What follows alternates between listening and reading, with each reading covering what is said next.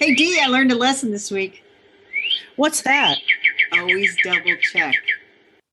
A good lesson. I look forward to finding out more about that to come. Welcome to the Garden Angelist, where we talk about flowers, veggies, and all the best dirt. I'm Carol Michael from Indianapolis, Indiana, where I have a suburban garden measured in square feet. It's about a third of an acre. And I'm Dee Nash from Guthrie, Oklahoma, where I garden on several acres out in the country. We call ourselves Garden Angelists because we are evangelists for gardening. We love gardening and we want others to love it too. Yes, we do. And we aren't afraid to spill the beans and tell all of our gardening secrets, the good, the bad, and even the ugly. But that's enough of who, what, when, where. Let's move on to this week's episode. Hello, Carol. Hello, Dee. How does your garden grow? It grows well. Guess what we had this weekend? I don't know. Shakespearean snow. What is Shakespearean snow? Much ado about nothing. We're in sort of a snow drought. Yeah. And they acted like we're finally going to get 1 to 3 inches. And it was all melted by 10 o'clock in the morning. Yeah. So that's my new word for a snowstorm that everybody thinks is going to be a big deal. And then it's like nothing. Yeah. It's Shakespearean. I like it. So did you do any gardening in the Shakespearean snow? You know, I did. I harvested some microgreens and I actually did sort through all of my seeds. And that's where I discovered, Dee, that I had bragged to you last week that I had sweet pea seeds. I was ready to go. Yeah. I didn't have any sweet pea seeds, not a single one. So I went ahead and ordered some more because I looked at my different orders and things. I thought, where did I think I'd ordered sweet pea seeds? They were ordered from Botanical Interest and along with a cute watering can that I got because I'm growing this houseplant collection behind me in the den here. Yes. I thought, I need a cute watering can in this room. It's too much to carry the watering can from the sunroom all the way over here. You know what? I think that's actually smart because a few months ago, I bought another watering can too and put it in my bathroom where I have my other plants. So I have plants in my living room area so I don't forget to water them. And then in my bathroom, but it is too far to go all the way from, I just never watered them. It was terrible. And you would think in the bathroom, but I would just get a cup and give them a little cup of water. Well, now they get a real water. Right. Once a week or every 2 weeks. I think I need another watering can because I'm starting to add some plants to the bathroom because I bought 2 new plants. Yeah. At the local garden center. And Dee, I got to write a blog post about this. There were 4 young women, probably in their 20s, maybe early 30s, shopping for houseplants at the same time. And I'm like, I am usually here by myself. And the woman said I had to repot the plant because I bought the pot there and like, oh, you make the mess. But anyway, she said, you wouldn't believe how many teenage girls are coming in to buy houseplants. Houseplants are still hot. I mean, really hot. And that's good because we're going to talk about them a little bit in here. Did you do anything else? It looks like we've gone through most of your stuff. Well, I did want to say that the local greenhouse they sent a message to me via the Facebook, even though I don't get on there very often. But they potted up their violas on Friday in honor of me. So. That reminds me, I bought some violas and a viola seed. Good. And I need to get that sown too. I didn't add that to my garden commission, but I need to, so I remember to do it. Tell me about your garden. That's enough of mine. So I sowed onions, leeks, etc. And this is the funny part. I did it this morning before I got on here because I wasn't about to come on here again and say I hadn't done it. So the onions and leeks are broadcast sown in trays, and then I'll prick them out and, grow them on. I also went in the greenhouse and did some work. I have a cold, which people can probably tell. My mom was sick all week last week, so I didn't have a lot of time to garden, even though we had some good weather. But I did go out in the greenhouse and I sprayed all the citrus trees with wettable sulfur. Yuck. Gosh, it smells. Oh, it yuck. smells so bad. And I got it all over me and I had to shower. And then I fed them and I repotted one. And then I repotted several plants in the greenhouse that are now too large for their original pots, when they were cuttings. And I'm talking about coleus, salvia. And I'm also talking about African blue basil, which I finally got to work with cuttings. So I don't have to buy it and have it shipped in anymore. That's wonderful. Very good news. Very good news. That's all I got. I'm going to go ahead with our quote. In the springtime, seed is sown. In the summer, grass is mown. In the autumn, you may reap. Winter is the time to sleep. William Schweck Gilbert. Schwenk, maybe? I don't know. I don't know. When you put 4 consonants together, SCHW, it sounds Welsh because the Welsh people, they have all those consonants strung together and you're like, I have no idea how to pronounce this. But it's just a nice quote for winter time. So you found out our flower topic. So why don't you talk about it first? Well, it's called temperennials. It's a made-up word. It is a made-up word. Basically, they started showing up at the local greenhouse and they were foxgloves, which are actually biennials, but they sell them as temperennials because they may or may not overwinter successfully, but they can get bloom out of them in the first year in a container. And so they're super pretty, kind of on the expensive side for, if you're filling a container. But I bought them and mine have come back twice. So they're not as temperennial, but I looked up and Proven Winners has a whole document that we'll link to.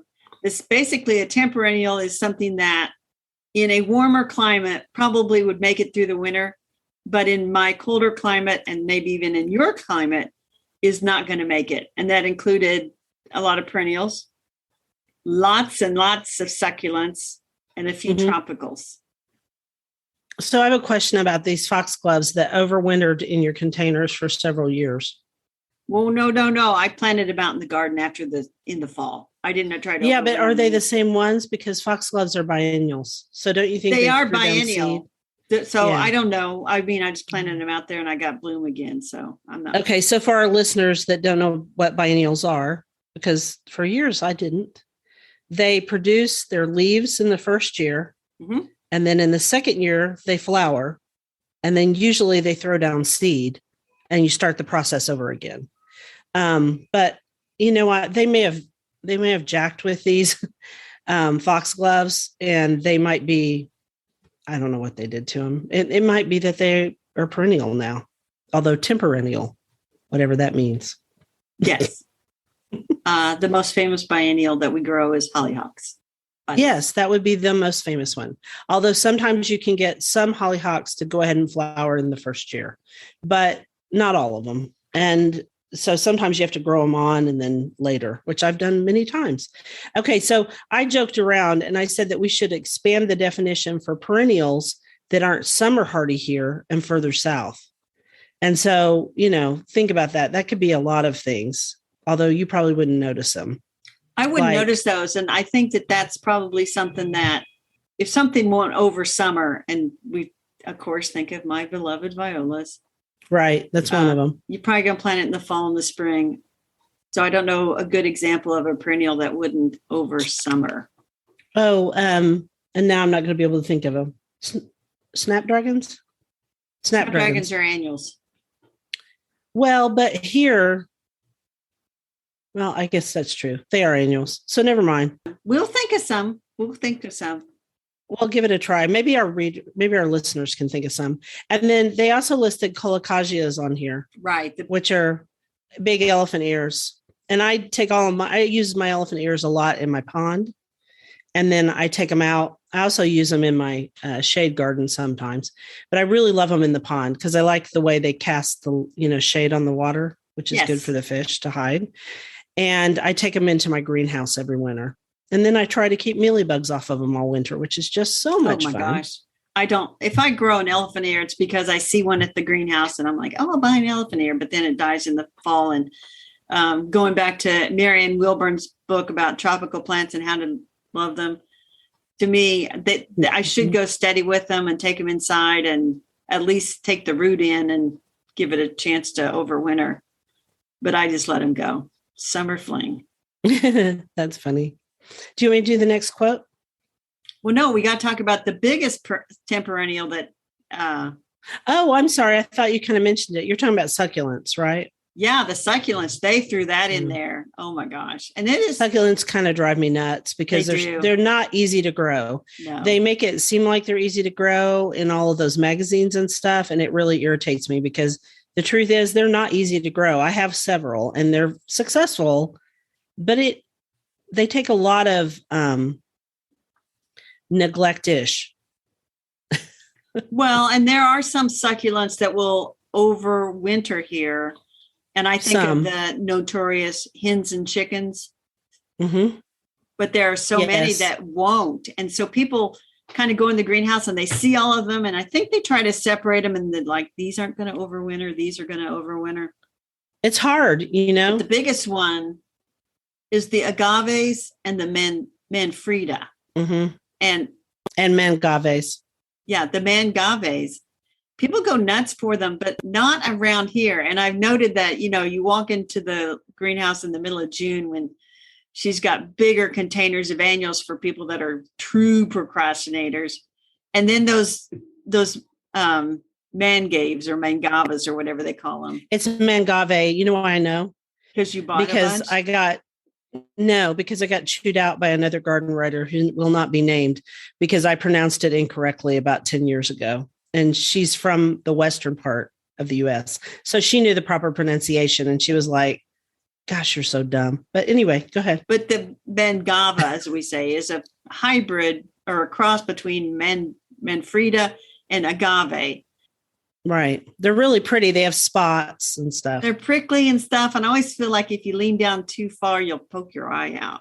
Well, the problem with agaves and mangaves that are stickery, not all of them are, but most of them, is when you have to repot those things when they get big. Because I've tried to grow them in the ground, and I know that some people in southern Oklahoma do just fine with them, but where I live, they don't make it. So I actually do them in pots occasionally. I went through an agave stage, and then I quit because I got tired of messing with them, but that's just me. And then I have a lot of other succulents too. One succulent that does overwinter here pretty reliably is the sedum aurea. Yeah, that overwinters here, I think it does. Don't quote me, people. It's very tough. You can grow it in gravel. And as long as it doesn't get too much rain, it'll overwinter. Here, the problem we have with all of this stuff that you grow in the ground is in the spring when we get a bunch of rain, it kills it. Or if you get a heavy snowfall in the cold here kills a lot of them. Kills it. The cold. So on that cheerful note of I'm not buying any of those. I will buy those foxgloves because they're so pretty. They are pretty. One year I did foxgloves all in the center of my semi-shade garden. And I just bought them, in containers at the store and plunked them down in there. That was the prettiest Englishy garden I had in a long time. But people kept coming. I was on tour and people kept coming by and going, they were like, can you grow that? Those kind of questions. I was like, this is just for decoration. Oh, Dee, we could really go off on going on garden tours and you see stuff and, they planted it yesterday. They bought it in full bloom at the garden center. They planted it yesterday and it makes it look like, oh, look at the, I think of foxglove or delphiniums or something like that. It's like you bought those.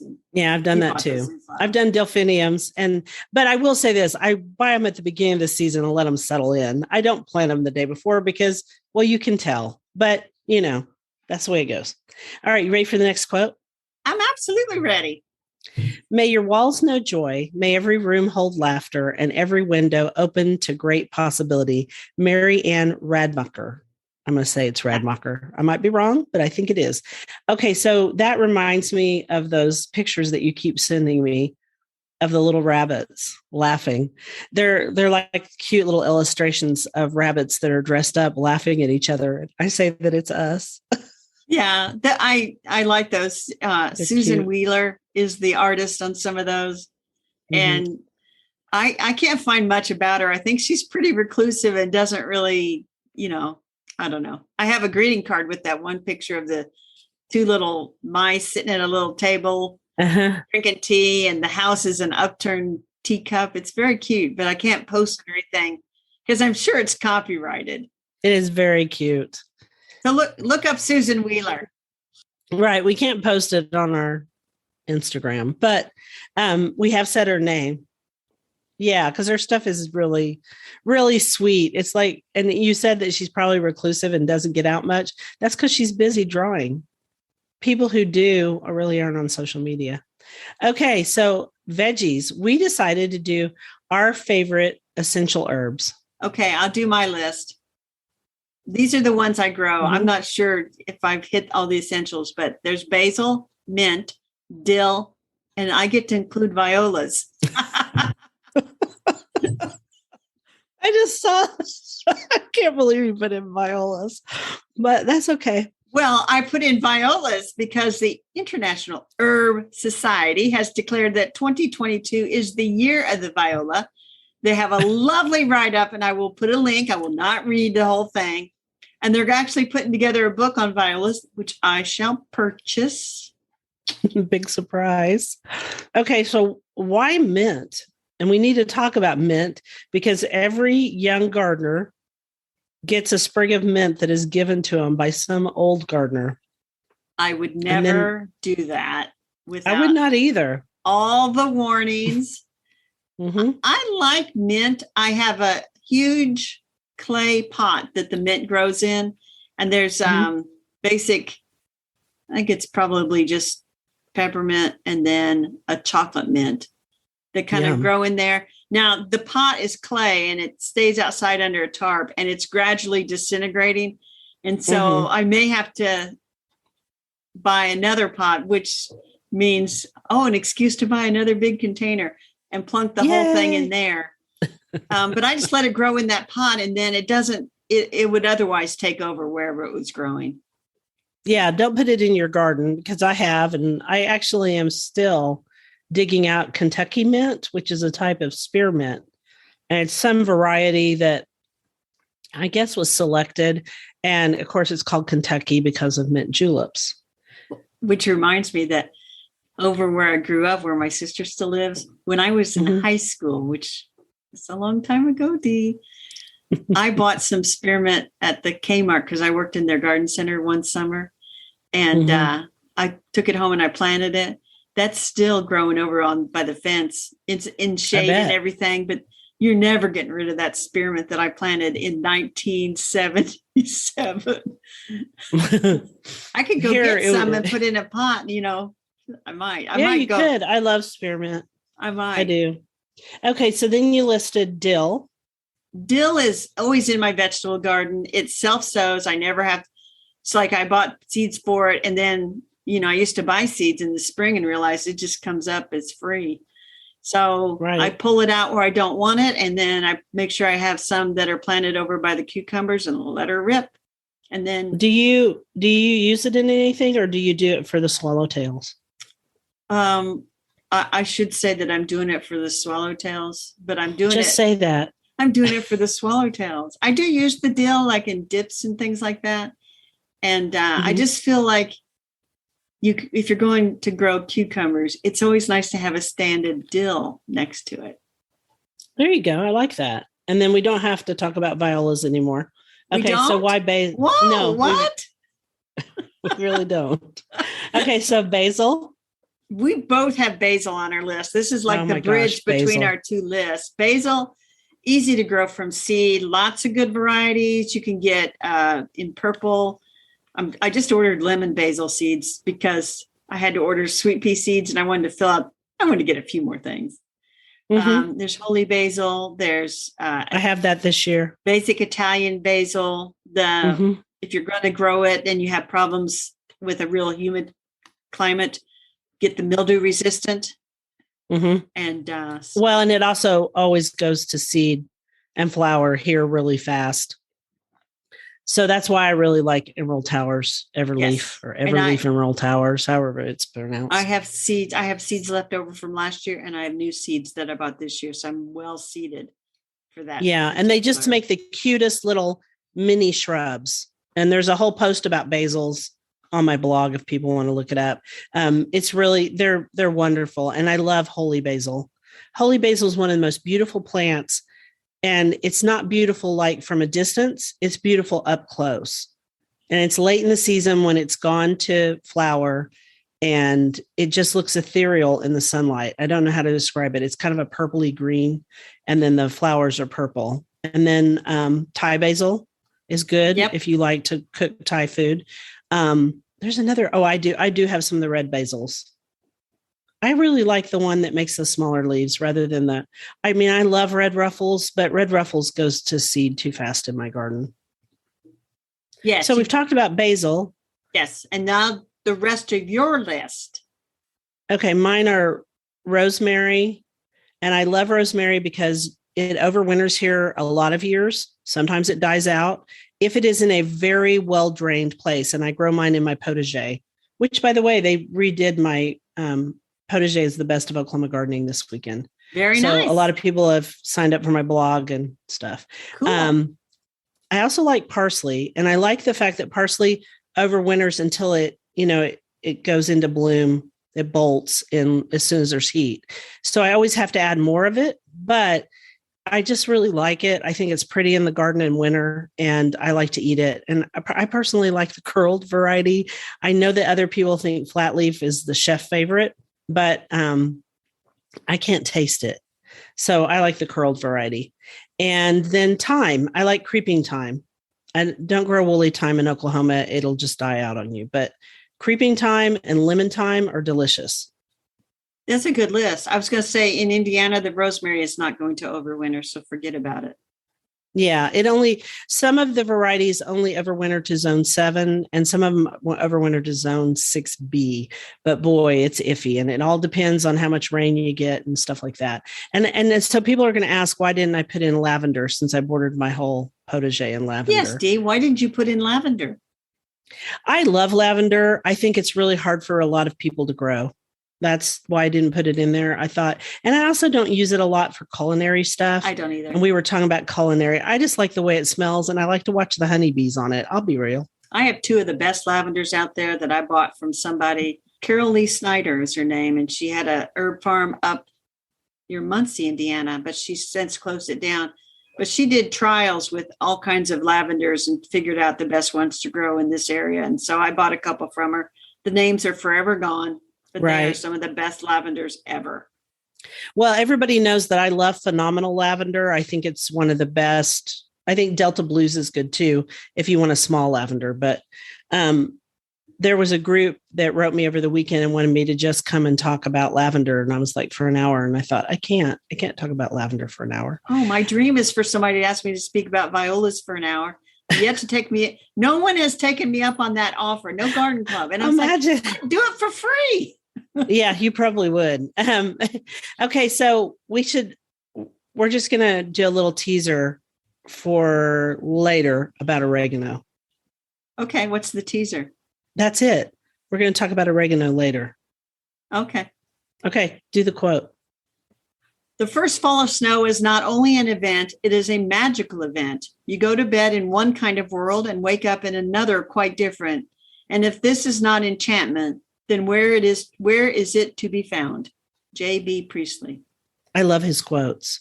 Still waiting for that magical day when I wake up and have more than a sugar coating of snow. We had some this morning. It's all gone. We had so much snow last year and we haven't had we had tiny, not even a sugar coating, just tiny snow. And there's predicting tiny snow for Wednesday, but I'm like, yeah, whatever. So our bookshelf book is The Chef's Garden by a man named Farmer Lee Jones. And that's his real name. Yes. And so, yeah. So I kept bringing up this book whenever we would talk about on the bookshelf, and you kept saying, Dee, I don't know. Why do you want this book? Why do you want this book? And then you had a brainstorm. I did. About this book. A good one. And I'm really glad you did, because I did not want to plunk down $50 and not see this book first. We went to our libraries and got the copies from the libraries to look at. And mine is right over here. And if I go pick it up and try to move it over here, there's just going to be all kinds of noise. Because it is a big book. Huge. Mine's in the living room. It's huge. And I've read it. I read it because most of it's recipes. So it's not hard to read. But the book is almost, even if you didn't want the recipes, I think it's almost worth it for his story at the front. Yes. That story about how they came to be the most famous garden for chefs, not so much for gardeners, but for chefs throughout the United States, is really something. And I always thought that, like, when I read all of the what's called the brag page, that's where everybody writes about your book and tells how wonderful it is. There were all these chefs from California. Yeah. I thought, oh, Farmer Lee Jones is in California. He's not. He's in Ohio. On Lake Erie, right? Isn't he on Lake Erie? Up in the Lake Erie area. Yeah, somewhere up in that area. And because he is in that area, he gets those great winds off the lake. And also he's bottomland. I mean, it's some of the best, most fertile land ever because lakes flood, and that's how come river bottom is good. And lake bottom, lake areas. So fascinating. I thought how they went from, once again, it's that story about they were farmers and then they went into the whole, we're going to grow the big 5 crops and we get more machinery, more stuff. Yeah. And then how does that almost always go unless you're a conglomerate? It doesn't go well in the long run. No. Ultimately, they lost their farm. But the reason people buy this book is not only for that story, which you and I think, found the most fascinating, but they buy it for the recipes because if you like vegetables, he has some really unusual recipes. Yes. Yeah. Kind of a little on I don't want to say they're complicated for Carol, but they take a fair amount of study and interpretation because he's dealing with a lot of unusual vegetables and different things. And it's like, okay, I have to study this. I don't quite get this.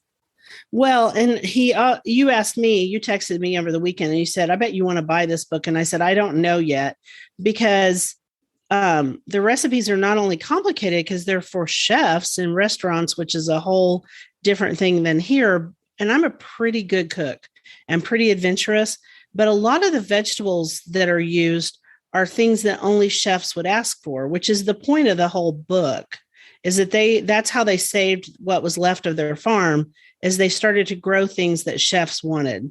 So I have 17 days left on my loan. So I'm going to keep reading it and taking notes and stuff. I'm not rushing it back. I mean, this thing is like what? I'm looking at it real quick. It's a tome. It's about 1.5 inches thick. I mean, and you're not going to sit up in bed and read this. You got to plunk this baby down on a table. Yeah, this is definitely a coffee table book.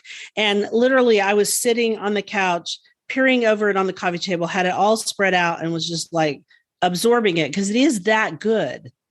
And every recipe has a beautiful photograph of the recipe. And just the beauty of the photography, it goes back to that restaurant that made the little tiny, amazing tasting menu. Carol's now got the book in her hands. I think it's worth owning. Yeah, danger. Yeah, this book is $60. It's very. You can get it for $49, but still, it's pretty high.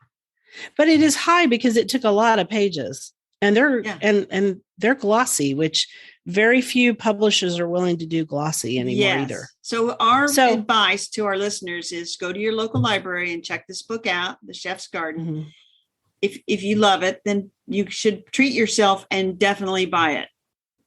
Yeah. And in the meantime, use your library because this is a great thing for libraries. We use ours all the time on our loans, digital loans. But this was a great example where I just reserved it online and you did too at the same time. And mine was here in a day and I ran over and picked it up and they were so nice.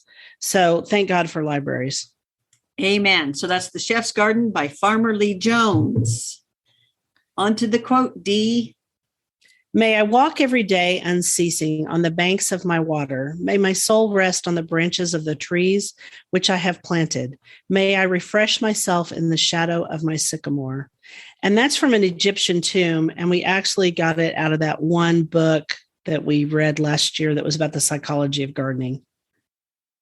And we loved it. And I can't think of the name of the book right now, but it's famous and it's been used a lot. The Well-Gardened Mind. The Well-Gardened Mind, which we still love. And I never did finish it. I'm like in the very end of it. I finished it. I will read it again because I joined an online garden book club and they chose that as one of the books. So I'll read through it again. Ooh, I want to be part of that book club. We'll talk about that later. Okay. So we're going to talk a little bit about the Plant Lounge in Dallas, Texas. This was cool.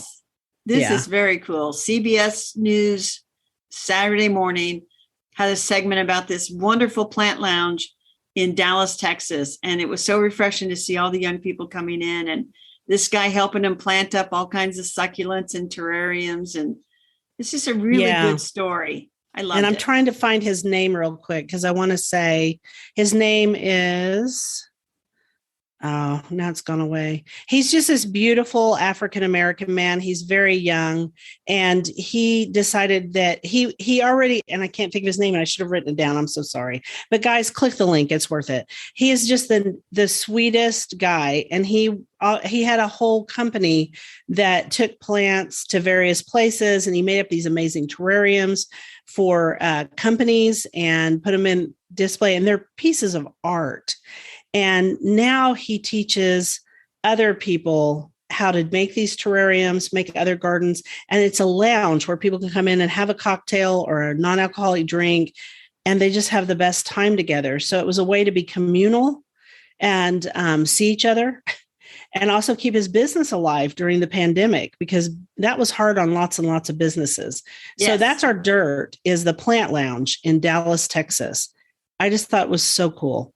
Yeah. And I tell you, when I went to buy my houseplants, and it was Friday afternoon, like at 2:30, 3 o'clock, when, youngins should have been at work, and they were in there buying plants. And I was thinking about this story. It's like, if they just made a little bit of room and they added a couple of tables and chairs, and, they make a little, people would hang out for a long time. And have classes. And these are really cool terrariums. It's worth going to our notes and looking at them. It's not your average stuff. It's awesome. And then there was another, I was thinking about what you said about those young, I'm not going to say that, about the millennials that were looking at plants. So when I was over at our local box store with the big L, they had some really cool new plants from Costa Farms and another company, Urban Jungle, I think. And, I bought 2 of them, but I didn't want to carry them because I didn't expect to buy plants. So I didn't have a basket. So I set them down to do a basket. And this couple was there together that were millennial age, and both their heads whipped around because these are really cool plants. One's a begonia and one's another. What's that one that we just did the other day? Has the wavy leaves.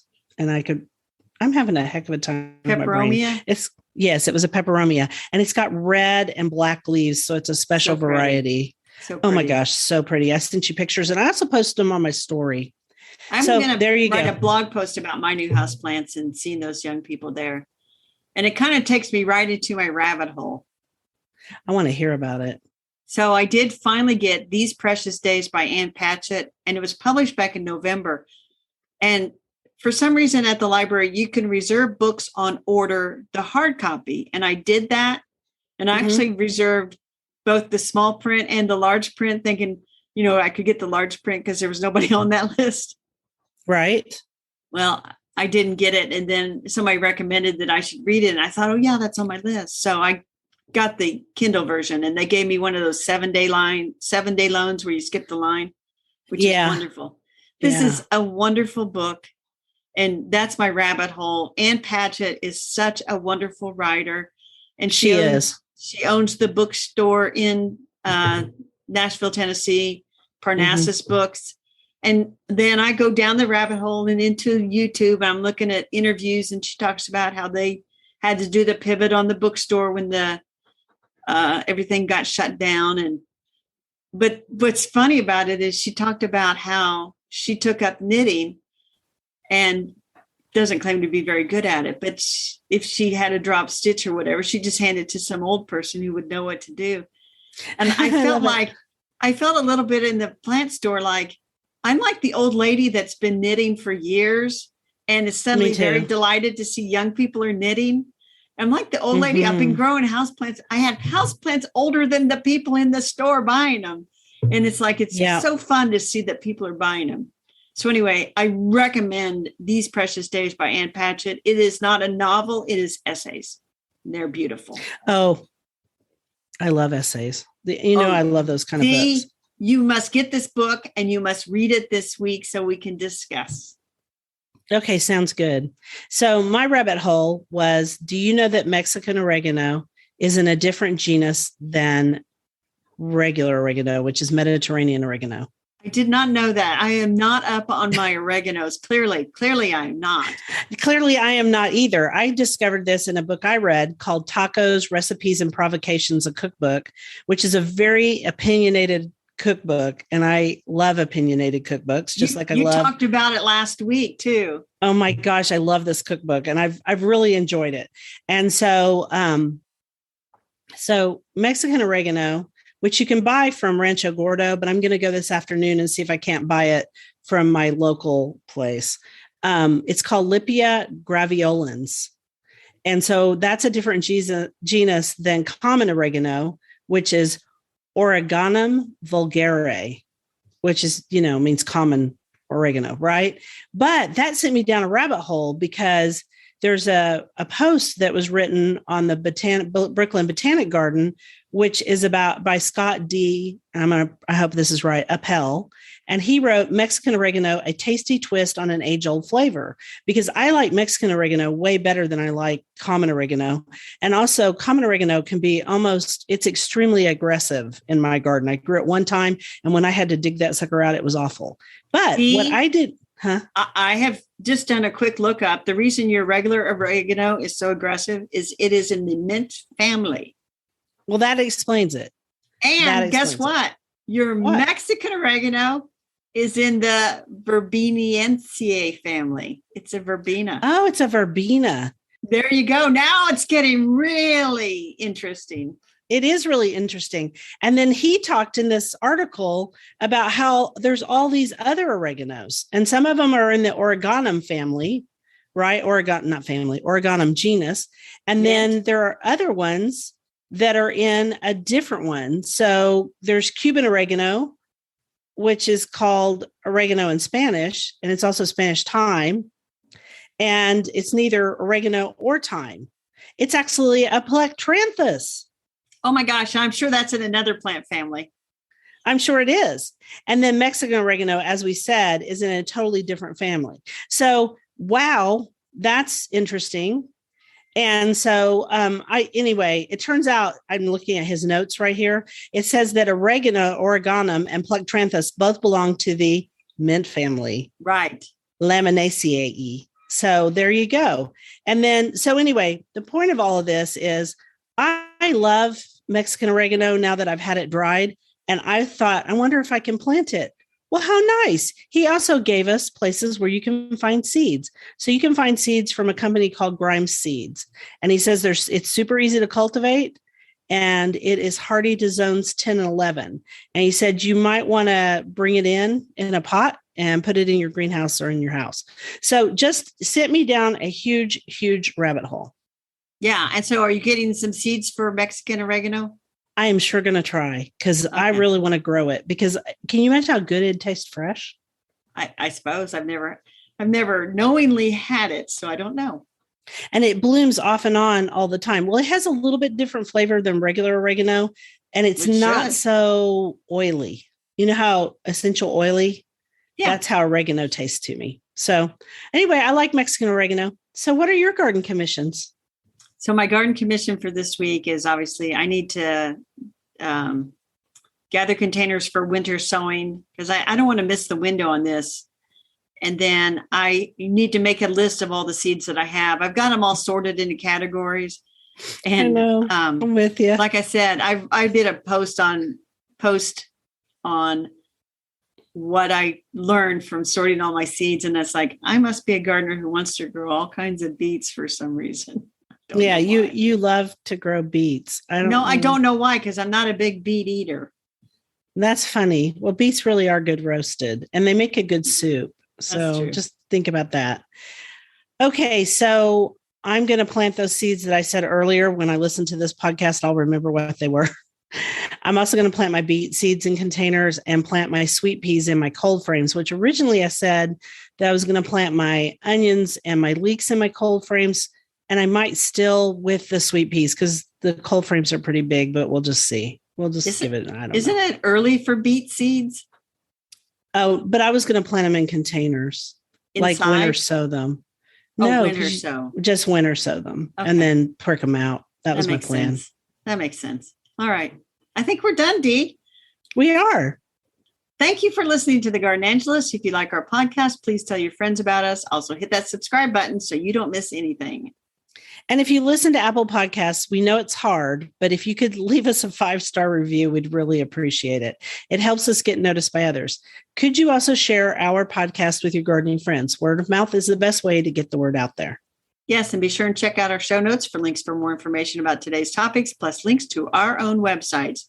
And if you want to help support us, use the affiliate links. If you buy something after clicking through on them, we earn a small commission and it costs you nothing. It was lovely to chat with all of you over the garden gate today. Bye until next week.